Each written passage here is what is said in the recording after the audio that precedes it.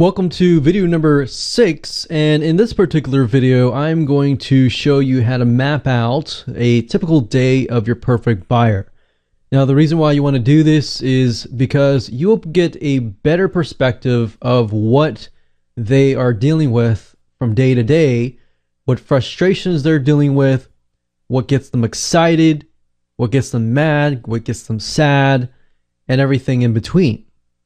So one of the best ways of doing this is simply really get yourself in the person's shoes. Now, like I said earlier, this is actually harder than it sounds. So the best way of doing this is by going to Google and typing out something like this. So obviously with gardening, the noun of gardening is gardener. So the type of person described in this particular niche is a gardener, right? So I'm going to type that in, gardener, and then I'm going to write the words, 2 words, typical day.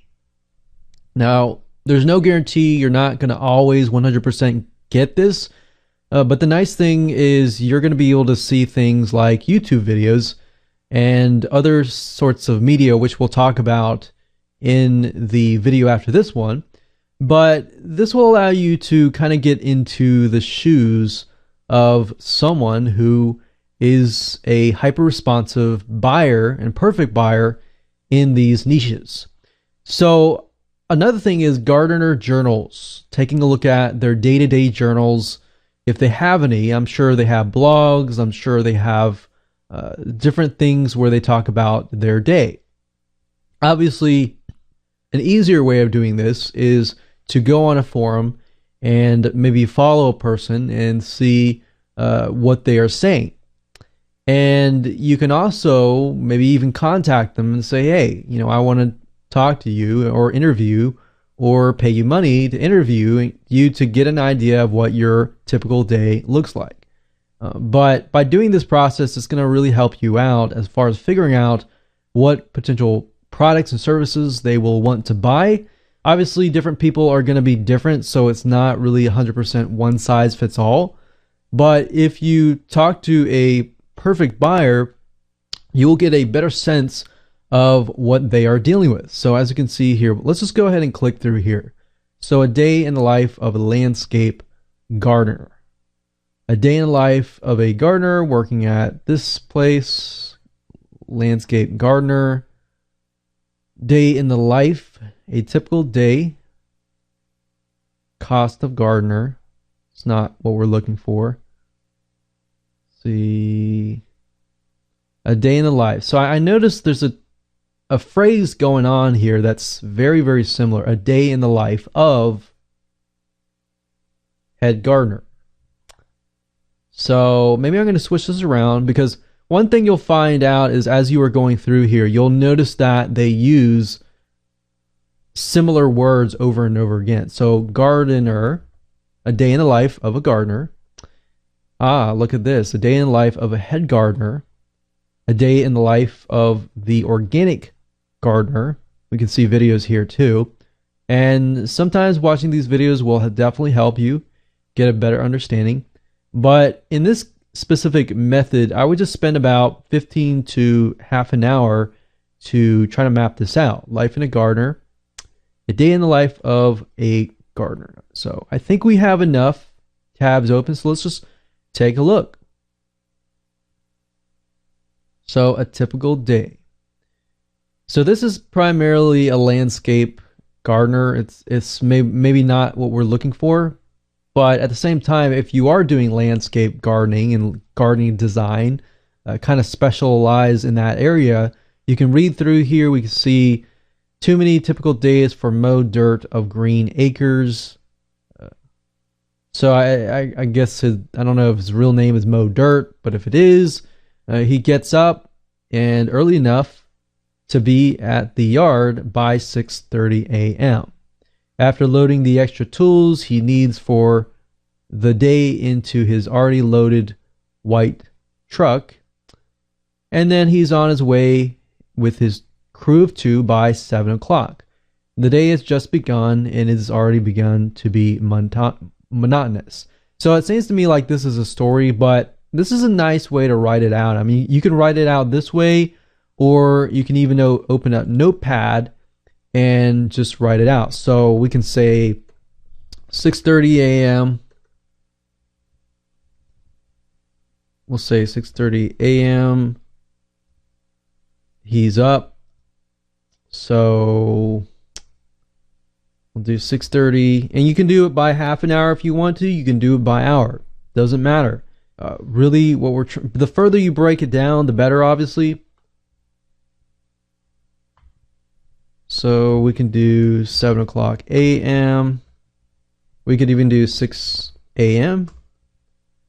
So maybe they wake up at this time, or maybe they wake up here. I don't know. With gardening, if you think about it, once the sun rises, especially in the summertime, it gets really hot. So depending on where they are and what season it is, it can be different.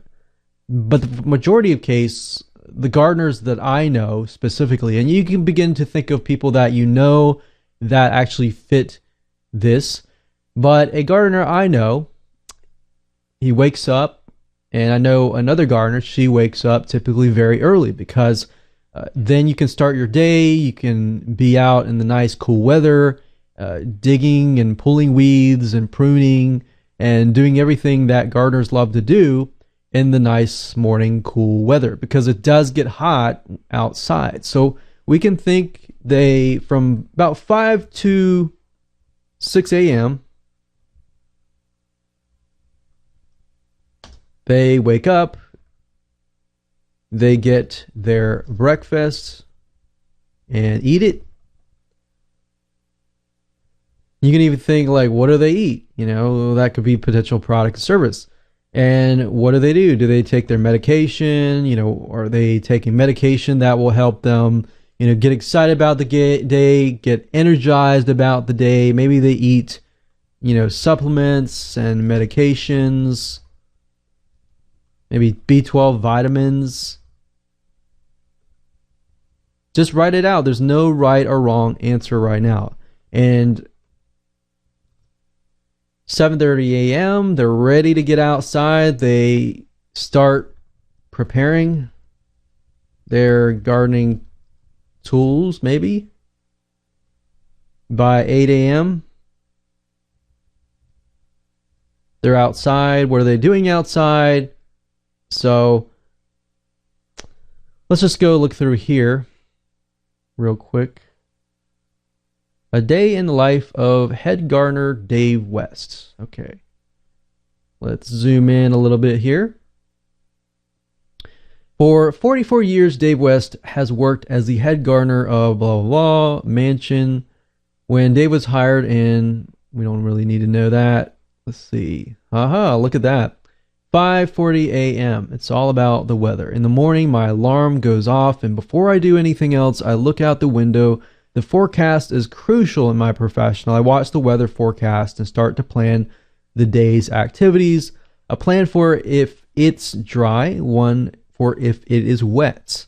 Look at that. So he has contingency plans for when it is rainy and when it is wet, so that he's always doing something. Although my daily routine remains the same, every day is different. Okay, so we could even adjust it according to Dave West. So he's more of the gardener that we're looking for. We're not really looking for a landscaping gardener. So we're going to follow him. 5 a.m. He wakes up. Rain or shine, he has a plan for each. So maybe, you know, gardening tools or rain, or shine and dry. So obviously they skip the part where he eats breakfast. So everybody has to eat. So by 7:30 a.m., as you can see here, this is when he starts work. But in between that, we have fulfilled these two items, right? So 7:30 a.m., the big clean, the six of us get everything clean, get everything ready, get their garden tools ready. So 11 a.m., manager's meeting. 11:30 7:30 a.m. is beginning to tend to the gardens.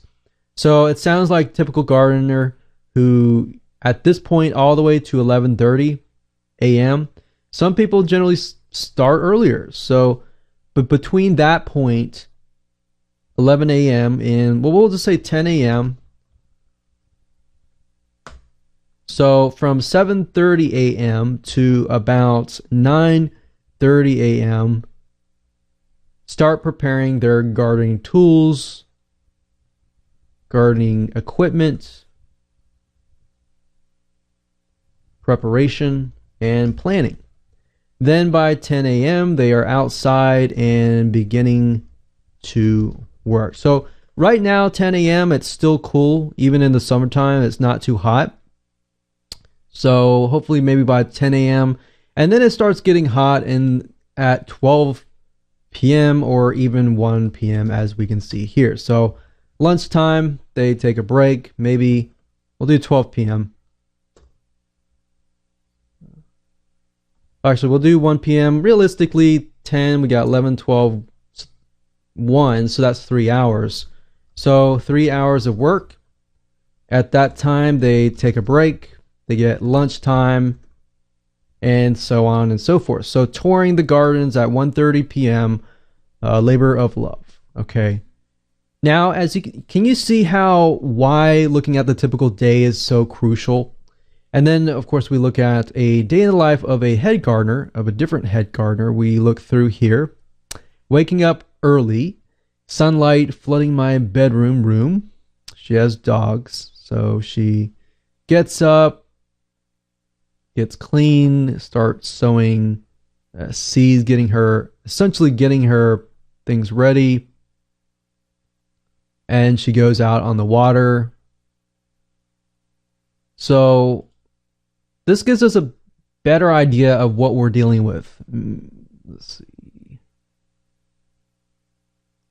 So that's what I would do. I would just go through here and try to figure out what is their typical day look like. If you need to watch YouTube videos and get a visual perspective of what that looks like, then I highly recommend doing that, but try to map it out all the way to the point that they sleep.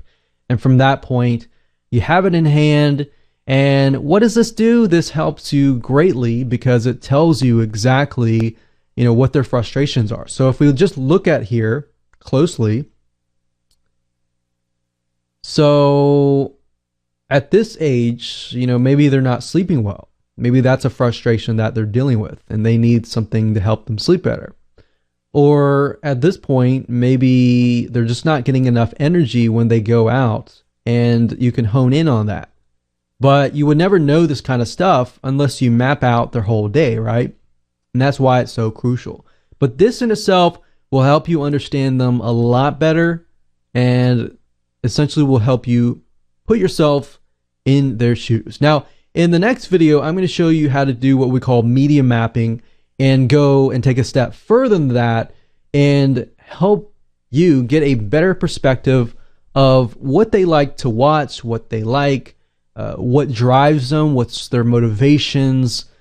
So we're taking things a step further. All right, so I'll see you in the next video.